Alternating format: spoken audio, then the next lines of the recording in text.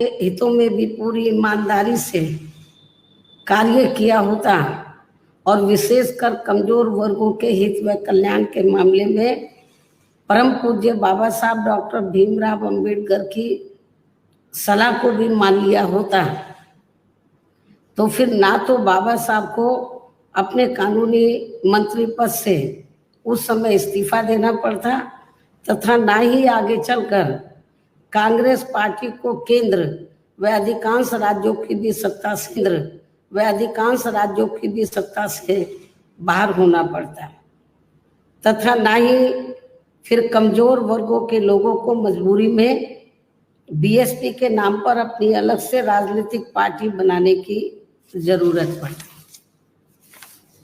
और अब ये कांग्रेस पार्टी अपनी जैसी जातिवादी व पूंजीवादी सोच रखने वाली पार्टियों के साथ गठबंधन करके फिर से केंद्र की सत्ता में आने के सपने देख रही है, तो वही सत्ताधारी बीजेपी पार्टी भी पुनः केंद्र की सत्ता में आने के लिए अपने एनडीए गठबंधन को हर मामले में मजबूत बनाने में लगी है। साथ ही फिर से सत्ता में आने का दावा भी ठोक रही है। ये कह रही है कि इस बार बीजेपी और उनका गठबंधन 300 से ज़्यादा सीटें लाएगा, इसका भी दावा ठोक रही है। जिनकी कथनी व करनी में कांग्रेस पार्टी की तरह ही कोई खास अंतर नजर नहीं आता है। कहने का तात्पर्य ये है कि अब ये दोनों बने गठबंधन यानी कि एनडीए व परिवर्तित किए गए यूपीए केंद्र की सत्ता में आने के लिए अपने अपने दावे ठोक रहे हैं, जबकि जनता को किए गए इनके वायदे व आश्वासन आदि सत्ता में बने रहने के दौरान अधिकांश खोखले ही साबित हुए हैं। वैसे भी कांग्रेस व बीजेपी एंड कंपनी के बने गठबंधन की अब तक रही सरकार की कार्यशैली यही बताती है कि इनकी नीति, नियत व सोच सर्व समाज में से विशेषकर गरीबों, दलितों, आदिवासियों, पिछड़े वर्गों, मुस्लिम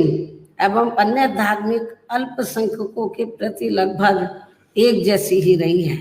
क्योंकि इन्होंने सत्ता में रहकर शुरू से इन वर्गों के मामले में अधिकांश कागजी खाना पूर्ति ही की है तथा जमीनी हकीकत में इनके लिए कोई ठोस कार्य नहीं किए हैं। लेकिन जब ये लोग सत्ता से बाहर हो जाते हैं तो तब फिर वे अपने वोट की खातिर इनके हितों में काफी लंबी चौड़ी बातें करते हैं। जैसे कांग्रेस पार्टी का गरीबी हटाओ का व बीजेपी का हर गरीब के खाते में 20 लाख रुपए पहुंचाने को लेकर कही गई ये बातें सत्ता में आने के बाद केवल हवाई व खोखली ही साबित होकर रह गई हैं, जिसकी खास वजह से ही बीएसपी ने सत्ताधारी गठबंधन व विपक्षी गठबंधन से ज्यादातर अपनी दूरी ही बना के रखी है। ऐसी स्थिति में अब इन वर्गों के लोगों को यानी कि कमजोर वर्गों के लोगों को आपसी भाईचारे के आधार पर वे अपना अकेले ही मजबूत गठबंधन बना के या हर मामले में अपनी एकमात्र हितैषी रही पार्टी बीएसपी को ही मजबूती देनी है तथा जिससे फिर यहाँ कोई भी गठबंधन केंद्र व राज्यों की भी सत्ता में पूरी